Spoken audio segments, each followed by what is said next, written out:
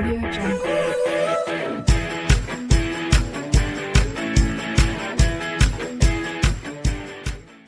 So now today I am going to start UP TGT Science 2013 exam date 2015 lecture 4। अब please आप लोगों से request है कि अगर अभी तक आपने हमारे चैनल को सब्सक्राइब नहीं किया है तो प्लीज़ सब्सक्राइब करने की कृपा करें। अब देखिए क्वेश्चन नंबर 61 में क्या है कि किसी कृष्णपिंड का तापमान 300 केल्विन से बढ़ाकर 600 केल्विन कर दिया जाता है, इसमें ऊर्जा उत्सर्जन की दर हो जाएगी। तो देखिए जो ऊर्जा उत्सर्जन की दर है E इक्वल टू ये होती है सिग्मा T की पावर 4। ठीक है, ये स्टीफन का नियम है। इस नियम के आधार पर जो है इन क्वेश्चन को सॉल्व किया जाता है। तो अब देखिए ये हमारा 300 जो केल्विन है ये T1 हो जाएगा और जो 600 केल्विन है ये T2 हो जाएगा, इसको T2 मान लेंगे। E1 हमारी E हो जाएगी। तो E1 और E2 में हमें रिलेशन निकालना है। तो देखिए E1 upon E2 is equal to formula हमारा बन जाएगा T1 अपॉन T2 पूरे की पावर 4। देखिए T1 कितना है आपका, ये है 300, T2 कितना है 600 की पावर 4। तो इसको कैंसिल कर दीजिए। तो यहाँ पे कैंसिल करने पे 1/2 आएगा और जब 1/2 की पावर 4 आप करोगे तो E1 upon E2 is equal to 1 upon 16 हो जाएगा। ठीक है, तो E1 और E2 का यानी E2 इज इक्वल टू कितना हो जाएगा, E2 इक्वल टू आ जाएगा 16 E1, ये हो गया। तो 16 टाइम्स आ जाएगी। तो इसका आंसर जो है वो डी करेक्ट होगा। अब ये क्वेश्चन दिया गया है एक, इसमें ये लिखा था 13Al27 एक स्थायी आइसोटोप है 1327Al से संभावित विघटित होता है। यानी इससे ये कह रहा है कि संभावित विघटित होता है। मेरे हिसाब से होना चाहिए तो 13Al यहाँ पे कुछ चेंज होना चाहिए 27 की जगह, अगर इसको हम 29 मान लें। ठीक है, तो अगर यहाँ पर हम 29 मान लें, ठीक है, तब फिर इसको सॉल्व करें। तो इसमें क्या होगा, देखिए जब भी न्यूट्रॉन क्या है बढ़ रहे हैं, यहाँ पे 27 था एटॉमिक वेट इसका, यानी परमाणु भार 27 था, यहाँ पे परमाणु भार 29 है। तो इसमें न्यूट्रॉन क्या होंगे, बढ़ जाएंगे। ठीक है, नंबर ऑफ न्यूट्रॉन क्या होंगे, बढ़ेंगे। क्योंकि न्यूट्रॉन निकालने के लिए 20 यहाँ पे 27 में से अगर हम 13 को सब्ट्रैक्ट कर दें तो यहाँ पे 40 न्यूट्रॉन होंगे, इतने न्यूट्रॉन हो जाएंगे। और 29 में से अगर हम 13 को सब्ट्रैक्ट करेंगे, 29 में से अगर हम 13 को सब्ट्रैक्ट करें, ठीक है, तो कितने मिलेंगे हमें, यहाँ पर आ जाएंगे 16 न्यूट्रॉन होंगे। कितने न्यूट्रॉन हो जाएंगे, 16 न्यूट्रॉन आ जाएंगे यहाँ पर। ठीक है,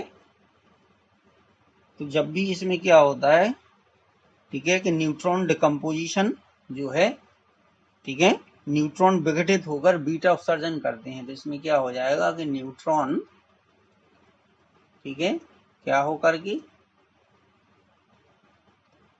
विघटित होकर के,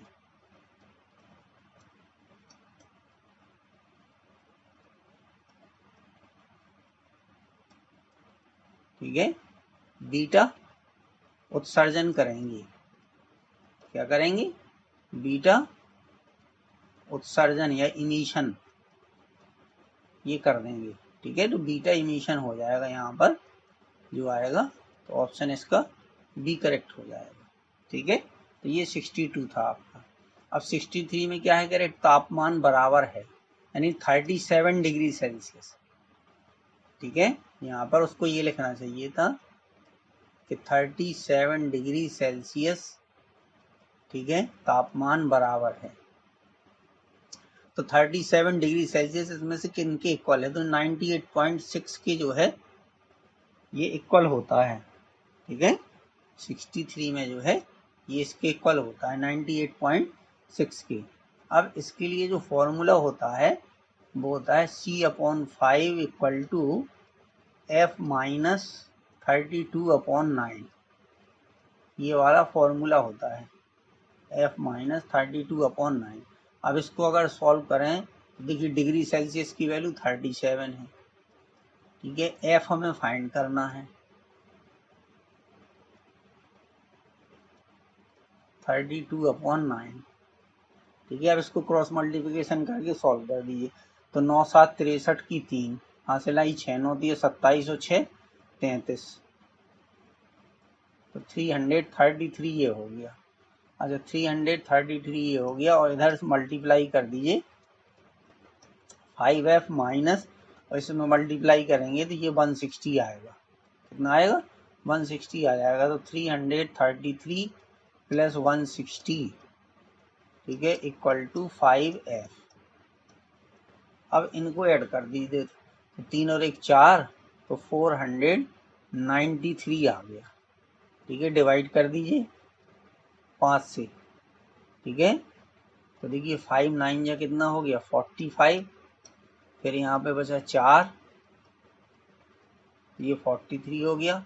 5 8 जा 40, यहाँ पे 3 बचा, तो ये 0 हो जाएगा। 5 से डिवाइड कर दीजिए। ठीक है, 3, फिर यहाँ पे डेसिमल लगाया तो यहाँ 0 आ गया ये। ठीक है, यहाँ पर डेसिमल लगाया तो ये 0 आ गया। तो 5 6 जा ये 30 हो गया, ये आ गया 98.6। इसको हम इस तरीके से सॉल्व करेंगे। चलिए अब देखिए क्या है, विस्थापन विधि में लेंस की दो स्थितियों में प्रतिबिंब की लंबाई। ठीक है, तो एक को मान लीजिए I1 और दूसरी हो जाएगी I2। तो वस्तु की लंबाई, तो जब भी विस्थापन विधि में अगर लेंस की दो स्थितियों यानी प्रतिबिंब की लंबाई दी गई हो, तो जो वस्तु की लंबाई होगी यानी लेंथ ऑफ ऑब्जेक्ट,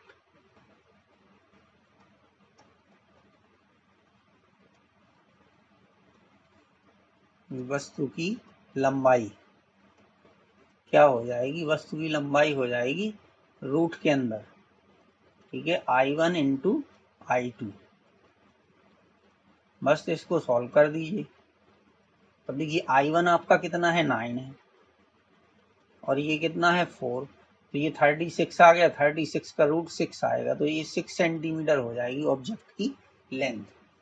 ठीक है, तो ये आपका 6 सेंटीमीटर इसका आंसर हो जाएगा। ऑप्शन सी करेक्ट हो जाएगा। कह रहा वातावरण में उपस्थित ढेर सारी गैसों की पृथ्वी के आसपास बने रहने का कारण है। ठीक है, जो ढेर सारी गैसें हैं वो पृथ्वी के आसपास बनी रहती हैं, वो पृथ्वी के गुरुत्वाकर्षण के कारण ऐसा होता है, due to gravity of Earth. 66 में क्या है, पर्ल मोती का रासायनिक संयोजन क्या है? तो यही जो संगमरमर का होता है वो इसका होता है कैल्शियम कार्बोनेट। इसका ऑप्शन हो जाएगा CaCO3। CaCO3। तरंगाग्र की लंबवत खींची गई रेखा कहलाती है। जो वेव फ्रंट होते हैं, तो वेव फ्रंट के अगर हम परपेंडिकुलर कोई रेखा खींचे तो वो किरण होती है। क्या होती? रे कहलाती है। ठीक है, उसको हम रे बोलते हैं। अदिश राशि यानी स्केलर क्वांटिटी क्या है? देखिए वेग नहीं है, विस्थापन नहीं है, संवेग नहीं है, तो बचा टेम्परेचर, तो ये टेम्परेचर हो जाएगी।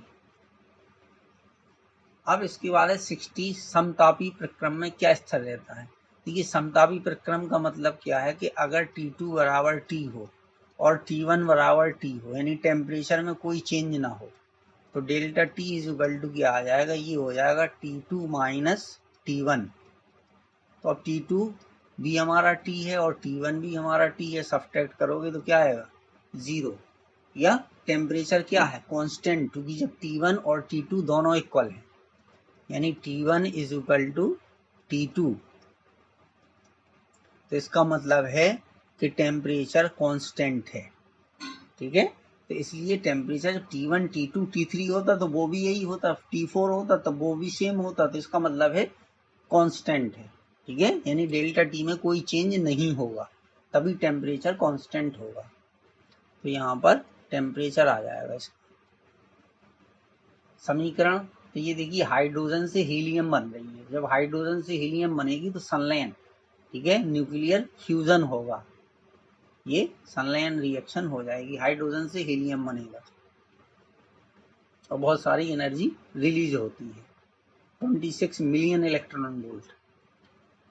71 में क्या निम्नलिखित यौगिकों में कौन ज्यामितीय समवयवता प्रदर्शित करेगा। ठीक है, अब देखिए इसमें जो है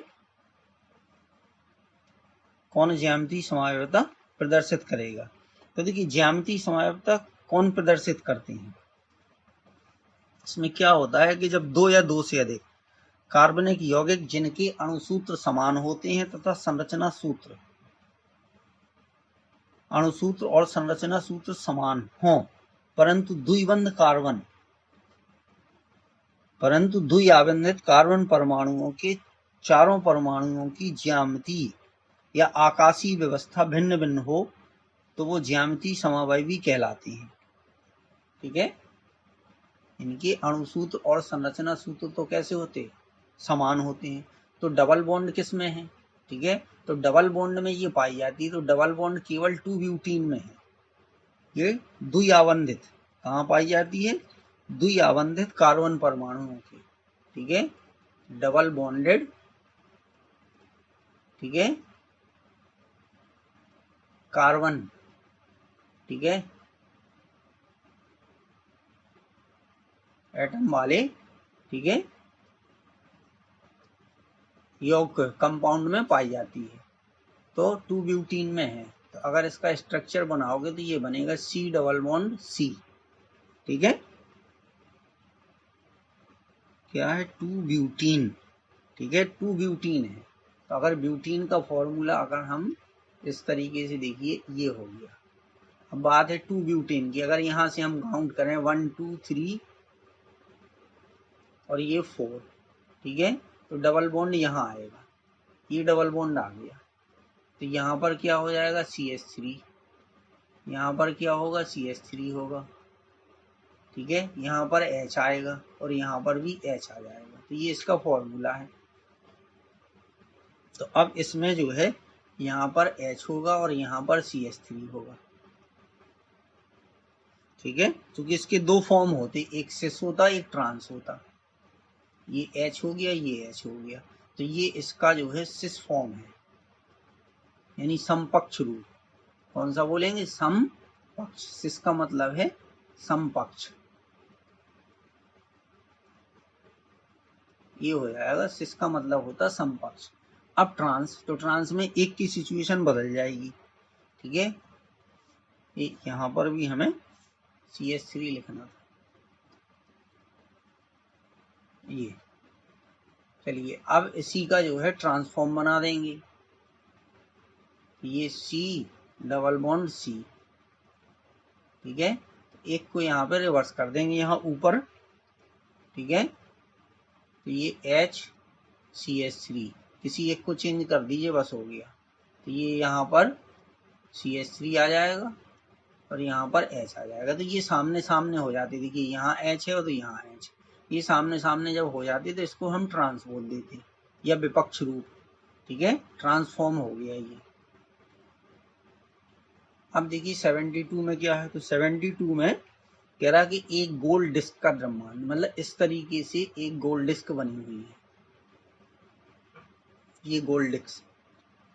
ठीक है, ये इस तरीके से, ये अब मान लीजिए ये इसका जो है एक्स एक्सिस हो गया। ठीक है, ये वाई एक्सिस हो गया, यहाँ से एक एक्सिस जो सेंटर से, ये आपका IZ हो गया। ठीक है, अब देखिए जो गोल डिस्क का द्रव्यमान m तथा त्रिज्या r है, किसी व्यास के परितः जड़त्व आघूर्ण क्या होगा। तो इसका जो मोमेंट ऑफ इनर्शिया होगा जबकि ये सेंटर से होकर जाता है, वो क्या होगा। ठीक है, व्यास के परितः, तो सेंटर से जाने वाले, ठीक है, डिस्क के केंद्र से गुजरने वाले, तो डिस्क के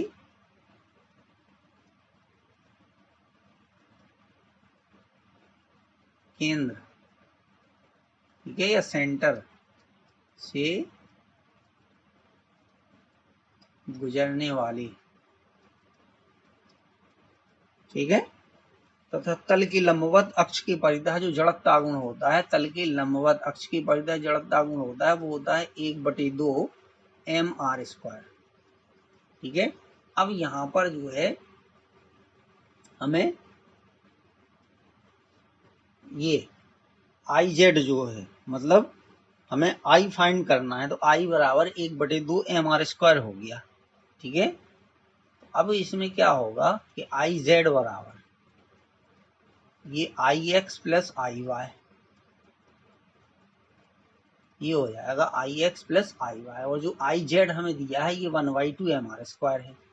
तो इसमें हम जो है, ठीक है, परपेंडिकुलर थ्योरम यूज करते हैं, परपेंडिकुलर एक्सिस थ्योरम, लंब अक्ष थ्योरम के आधार पे ये सॉल्व होगा। लंब अक्ष, ठीक है, परपेंडिकुलर एक्सिस थ्योरम लगा देती, तो आई जेड बराबर हो गया 1/2 mr², यहाँ पर अप्लाई हो जाएगा 1/2 mr² इज इक्वल टू, अब इसमें क्या होता है कि आई एक्स और आई वाई दोनों की वैल्यू सेम होती है, क्योंकि यहाँ पे सिमेट्री होती है, क्योंकि जब ये आपने डायमीटर यहाँ पे खींचा है तो जैसा ऊपर होगा वैसे ही नीचे होगा, तो सिमेट्री के कारण जो है ये भी आई हो जाएगी और ये भी आई हो जाएगी। तो 2i इज इक्वल टू कितना आ जाएगा, डिस्टर्ब कर देता है यहाँ, तो ये हो जाएगा 2i इक्वल टू,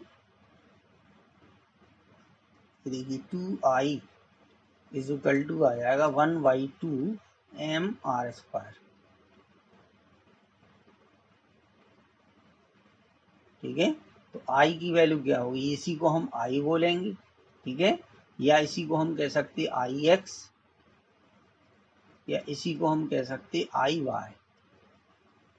ठीक है, ये हो जाएगा आई एक्स या आई वाई, चूंकि यही तो जा रहा है आई एक्स, ये है डायमीटर, ये आपका ये डायमीटर है, इधर से ये डायमीटर, तो चाहे आई एक्स कहिए चाहे आई वाई कहिए, ठीक है, दोनों तरीके से डायमीटर है। तो इज इक्वल टू कितना हो जाएगा 1/4 mr² आ जाएगा, ये आ जाएगा 1/4 mr², तो इसका ऑप्शन डी करेक्ट हो जाएगा।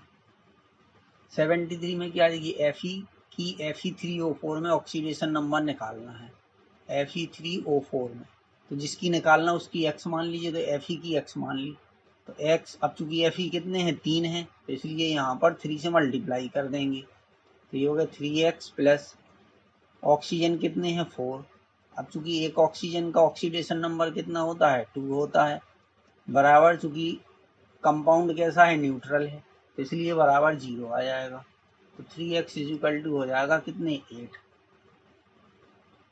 x की वैल्यू कितनी आ जाएगी, x की वैल्यू आ जाएगी 8/3, इसका ऑप्शन डी जो है वो करेक्ट हो जाएगा। 74 में किसमें बॉन्ड एंगल न्यूनतम है, ठीक है, तो देखिए यहाँ पर अगर हम H2O और H2S इनके स्ट्रक्चर बनाएं, तो इनमें जो है 2 लोन पेयर होंगे। यहाँ पर अगर हम जो है ऑक्सीजन, ये हो गया हमारा, देखिए 1 2, ठीक है, 3 4, ये हो गया, फिर इसके बाद ये हाइड्रोजन हो गया और ये हाइड्रोजन हो गया, क्योंकि एक हाइड्रोजन का लेकर के और एक ऑक्सीजन का मिलाकर के ये सिंगल बॉन्ड बना है। ठीक है, तो यहाँ पर जो लोन पेयर है वो कितने हैं 2 हैं। ठीक है, इसी तरीके से H2S में बस सेम हो जाएगा, क्योंकि ऑक्सीजन और सल्फर दोनों सेम ग्रुप के हैं, दोनों सेम ग्रुप के हैं, तो इसलिए इसमें भी लोन पेयर 2 होंगे और H2S में भी 2 लोन पेयर हो जाएंगे। H2S में भी, इसमें भी कितने होंगे 2 लोन पेयर हो जाएंगे, शॉर्ट में LP लिख दिया।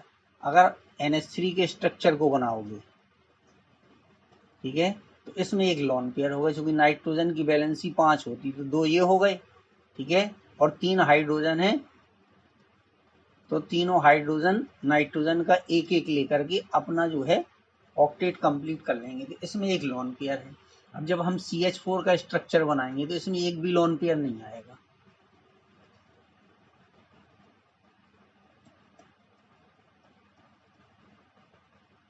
तो जिसमें जितने ज्यादा बॉन्ड पेयर होंगे उसका बॉन्ड एंगल उतना ही कम होगा। ठीक है, जिसमें जितने लोन पेयर होंगे उसका बॉन्ड एंगल उतना ही कम होगा। लेकिन यहाँ पर बात ये आ गई कि H2S और H2O, ठीक है, इन दोनों में लोन पेयर सेम है। ठीक है, लेकिन अगर अब ये देखा जाए जो सल्फर है, सल्फर का साइज जो है वो ऑक्सीजन से बड़ा होता है, तो सल्फर का साइज ऑक्सीजन से बड़ा होने के कारण इसमें बॉन्ड एंगल क्या होगा, सबसे कम होगा। ठीक है, बॉन्ड एंगल चूंकि यहाँ पे रिपल्सन कम हो जाएगा। ठीक है, इसमें रिपल्सन क्या होगा, कम हो जाएगा। यहाँ पे रिपल्सन कम होगा, सल्फर का साइज बड़ा है किससे, ऑक्सीजन से। ठीक है, तो यहाँ पर हम ये लिख सकते कि size of sulphur is larger than, ठीक है, ऑक्सीजन, लार्जर देन ऑक्सीजन। ठीक है, तो इसलिए यहाँ पर जो रिपल्सन है,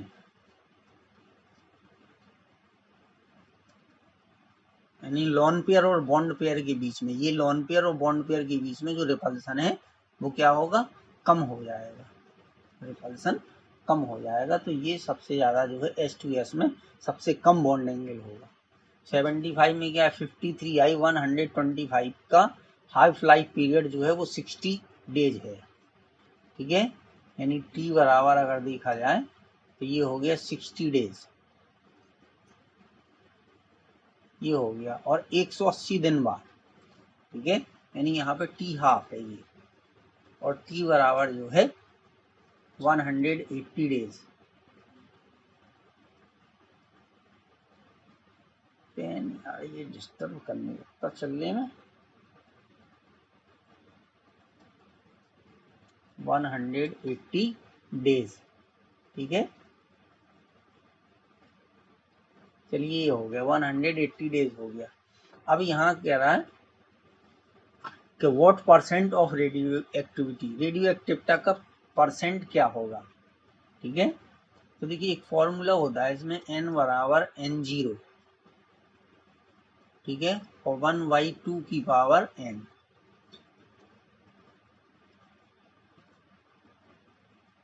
और n इज इक्वल टू होता है T अपॉन T हाफ, ये हो जाता है। ठीक है, n इज इक्वल टू, तो ये हो जाता है T अपॉन T हाफ।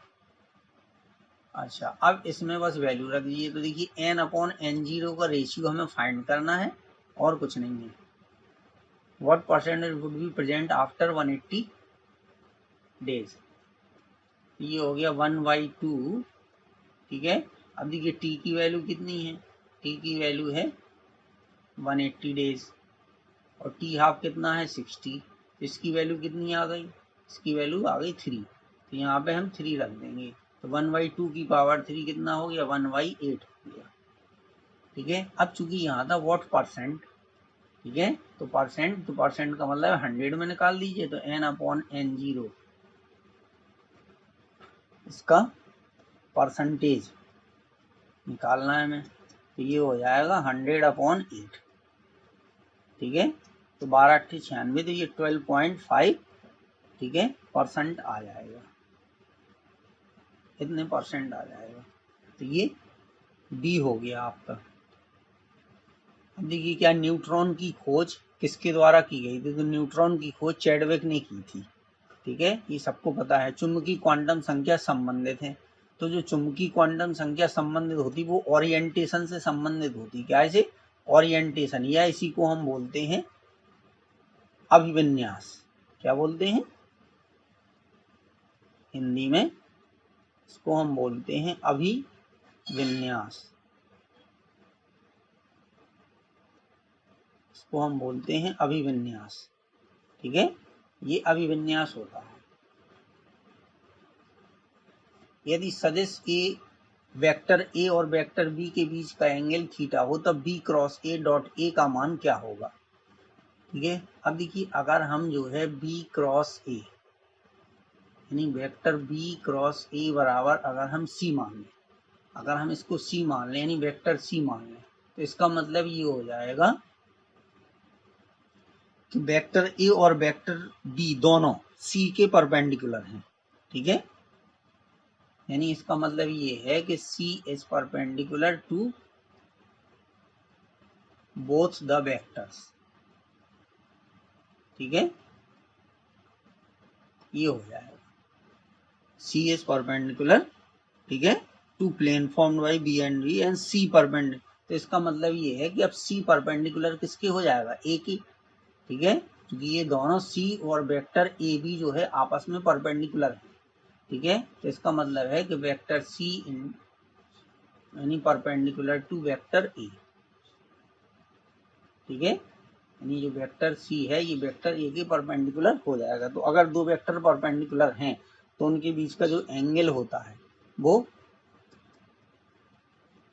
ठीक है, देन द वैल्यू ऑफ, इतने हमें निकालना है, तो थीटा की वैल्यू कितनी हो जाती है, 90 हो जाती है, ठीक है। यानी दो वेक्टर अगर परपेंडिकुलर हैं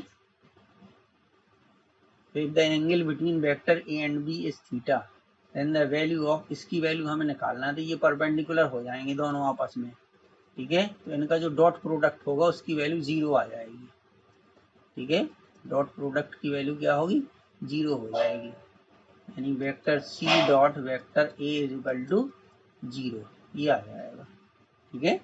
इसकी वैल्यू निकालना, थीटा की वैल्यू नहीं निकालना है। निम्न में से किसमें इलेक्ट्रॉनों की संख्या सबसे अधिक होगी, ठीक है। तो देखिए Zn2+ में ये इसका d ऑर्बिटल, इसके d में जो है वो 10 होती है, तो ये पेयर्ड होता है। Fe का जो कॉन्फ़िगरेशन होता है वो 26 होता है, तो Fe में होते हैं 3d6 और 4s², ठीक है। लेकिन इसमें से 2 इलेक्ट्रॉन निकलेंगे तो s के निकल जाएंगे, तो s के निकल जाएंगे तो इसमें 3d6 बचेंगे, 3d6। तो इसमें अनपेयर्ड जो इलेक्ट्रॉन हैं वो 4 हैं, इसमें जो अनपेयर्ड हैं वो कितने हैं, 4 हैं। अनपेयर्ड इलेक्ट्रॉन कितने होंगे, 4 होंगे। देखिए भर लीजिए, क्योंकि डी में कितने होते, डी में 5 होते हैं, ठीक है, ये 5 कक्षक होते, 2 3 4, एक और बना दीजिए 5। तो देखिए पहला इलेक्ट्रॉन, दूसरा इलेक्ट्रॉन, तीसरा इलेक्ट्रॉन, चौथा इलेक्ट्रॉन, 5वां इलेक्ट्रॉन, और छठवां कहाँ आएगा, छठवां यहाँ पे, ठीक है, उल्टे ऑर्डर में आ जाएगा। तो इसमें 4 इलेक्ट्रॉन हो गए। निकल में नहीं होंगे, क्योंकि निकल का क्या होता है, सक टी वी क्रा मन फी को नी में होते 8, तो इसके 3d8 होंगे, ठीक है, तो 3d8 हो जाएंगे। तो अब जब अभी यहाँ 6 भरे, अब 7 8 भर दे तो इसमें अनपेयर्ड 2 रहेंगे, इसमें जो अनपेयर्ड होंगे निकल में वो कितने होंगे, 2 हो जाएंगे, ठीक है।